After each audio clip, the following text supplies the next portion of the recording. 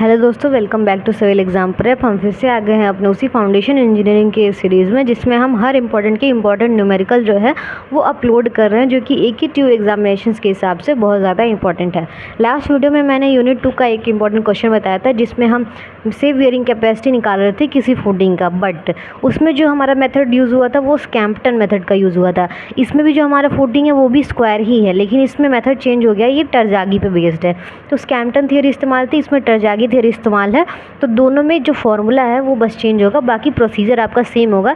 इसमें भी आपको पहले कंप्रेसिव स्ट्रेंथ निकालना होगा, नेट बेयरिंग कैपेसिटी निकालना होगा, तब आपका सेफ बेयरिंग कैपेसिटी आएगा, लेकिन बस फॉर्मूला जो है वो आपका चेंज हो जाएगा। तो चलिए पहले देखते हैं क्वेश्चन क्या कह रहा है कि find the safe bearing capacity on a medium sand layer for a footing 2x2 metre locates at a depth of 0.8 metre if the sand has, आपका दिया हुआ density 16.5 kilo newton per metre cube, phi is equal to 30 और F S is equal to 3.0। ठीक है, ये आपकी total value दी है। अब इसको सॉल्व करते हैं, देखते हैं आपका आंसर क्या आता है। पहले जो गिवन डेटा है वो नोट कर लीजिए। गिवन क्या क्या है आपका, सबसे पहले दिया हुआ है साइज़ दिया हुआ है 2x2 का, ठीक है। उसके बाद से आपका डेप्थ ऑफ फुटिंग दिया है 0.8 मीटर, ठीक है।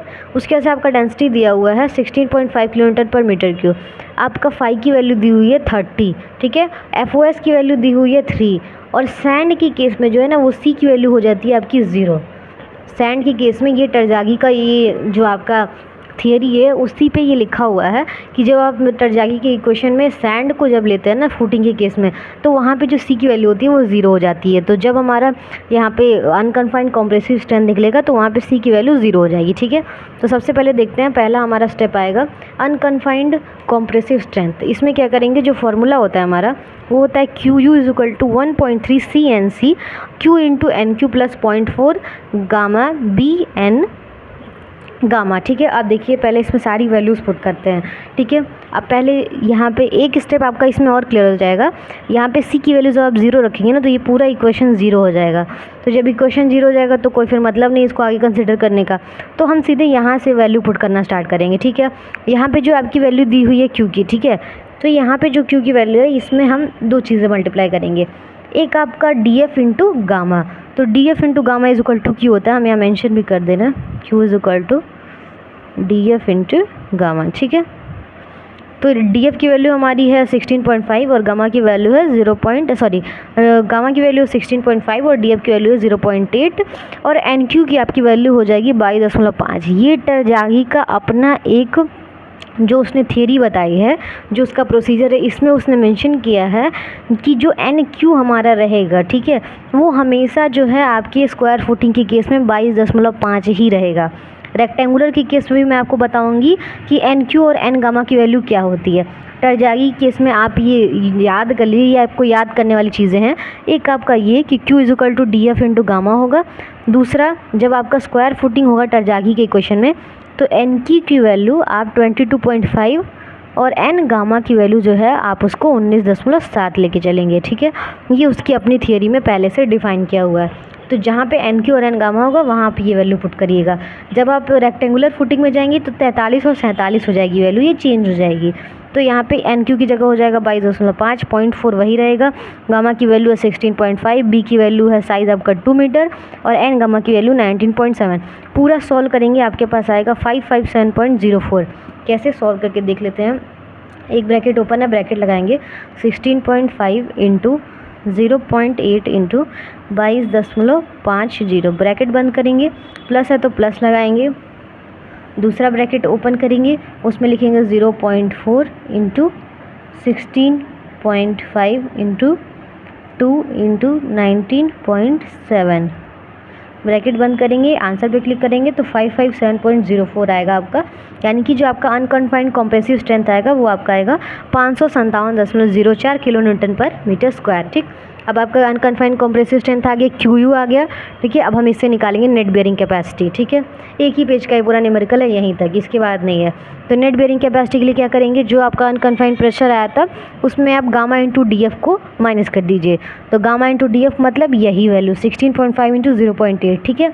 यही वैल्यू को आपको यहाँ पे पुट करना है और इसको माइनस करना है, तो आपके पास आएगा 543.84, ठीक है। तो ये QN U की वैल्यू हो जाएगी, जो कि है net bearing capacity. Last step है आपका सेफ बेयरिंग कैपेसिटी।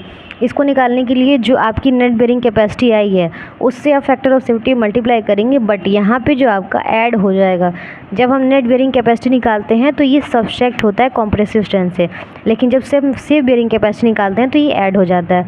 तो 16.5 इंटू 0.8 ये जो है आपका वो ऐड हो जाएगा, तो आपकी वैल्यू आ जाएगी टोटल 194.48। एक बार सॉल्व करके चेक कर लेते हैं। आपका क्यू एन यू की वैल्यू आई थी 543.84, उसके बाद upon factor of safety question में दिया हुआ था 3, ठीक है। उसके बाद से जो आपका गामा की वैल्यू है वो 16.5 है और डी एफ की वैल्यू 0.8 है। सॉल्व करेंगे, ब्रैकेट लगाएंगे 543.84 डिवाइड बाई 3, ब्रैकेट क्लोज करेंगे, प्लस एक और ब्रैकेट ओपन करेंगे 16.5 इंटू 0.8। इसको सॉल्व करेंगे, आपके पास आ जाएगा 194.48। यही आपका सेफ बेयरिंग कैपेसिटी है। आप देखिए, अगर आपने मेरा पुराना न्यूमेरिकल देखा है, ठीक है, तो उसमें क्यू यू की जो ये फॉर्मूला है वो ये नहीं लगता था, वो चेंज है, ठीक है। मैं आपको शो भी करा दे रही हूँ। देखिए यहाँ पे जो से बेयरिंग कैपेसिटी फैक्टर निकालते थे वो एनसी इस फॉर्मूले से निकालते थे, ठीक है। उसके बाद तब डायरेक्ट आपका नेट बेयरिंग कैपेसिटी आता था, उसमें भी आपका कोहेशन से मल्टीप्लाई करते थे आपका इससे बेयरिंग कैपेसिटी फैक्टर से। इसमें क्या है, आपको कन्फाइंड प्रेशर निकालना पड़ता है, सॉरी अनकन्फाइंड कॉम्प्रेसिव स्ट्रेंथ निकालना पड़ता है, क्यू यू। यही आपका पुट होता है नेट बेयरिंग कैपेसिटी में, गामा इंटू डी एफ से सब्सट्रैक्ट होता है, और सेफ बेयरिंग कैपेसिटी में यही फैक्टर ऑफ सेफ्टी से मल्टीप्लाई होके गामा इंटू डी एफ में ऐड हो जाता है, तो आपका आ जाता है सेफ बेयरिंग कैपेसिटी। तो जब आपका टरजागी थियरी से पूछेगा स्क्वायर फुटिंग, पता चल जाएगा। देखिए इस क्वेश्चन में स्क्वायर मेंशन नहीं किया, लेकिन 2/2 का मतलब ही हो गया कि आपका फुटिंग जो है वो स्क्वायर फुटिंग है। तो जब आपका टरजागी थियरी बोलेगा और नहीं भी बोलेगा और स्क्वायर फुटिंग पूछेगा और कोई मेंशन नहीं किया हुआ है, ठीक है, लेकिन आपका जो है ये फाई की वैल्यू दी हुई है, तो उससे आप समझ जाएगा कि ये जो आपका पूरा क्वेश्चन है वो आपका टरजागी के बेस्ड थियरी पे ही सॉल्व होगा, ठीक है। तो ये पूरा क्वेश्चन है आपका टरजागी बेस्ड थियरी का दूसरा important question safe bearing capacity निकालने का। मिलते हैं तीसरे वीडियो में, जिसमें हम यूनिट 2 के तीसरे मोस्ट इंपॉर्टेंट क्वेश्चन के साथ सॉल्व करेंगे। तो इस क्वेश्चन में कोई डाउट होगा तो कमेंट में कमेंट करिएगा। मिलते हैं नेक्स्ट वीडियो में, तब तक के लिए बाय बाय। और हाँ, एक चीज़ याद रखिए, ये जो मैंने वैल्यू बताई है ना एन क्यू और एन गामा की, ये टरजागी का जो टेबल है ना वो उसमें मेंशन किया हुआ है कि जब आपकी फाई की वैल्यू 30 हो उस केस में आपकी एन क्यू और एन गामा की वैल्यू क्या पुट होगी। इसीलिए मैंने कहा कि जब कुछ नहीं मेंशन किया हो और फाई की वैल्यू दी हुई हो तो आप समझ जाइएगा कि टरजागी का ही वो न्यूमेरिकल है, ठीक है। क्योंकि इस टरजागी के न्यूमेरिकल में उसके टेबल में जाके देखना पड़ता है कि 30 डिग्री के लिए वैल्यू क्या है, लेकिन मैं आपको स्टैंडर्ड 2 वैल्यू बता दूंगी, वही यूज़ ही होगा, चाहे आपका फाई की वैल्यू कुछ भी दे, मैक्सिमम 30 डिग्री ही देता है, ठीक है। तो इस वीडियो में कोई और आपको समझ में नहीं आएगा कोई भी स्टेप तो आप मुझे कमेंट में कमेंट करिएगा, और वीडियो अच्छी लगेगी तो प्लीज़ लाइक करके चैनल को सब्सक्राइब कर दीजिएगा। मिलता है यूनिट 2 के तीसरे न्यूमेरिकल के साथ, तब तक के लिए बाय बाय।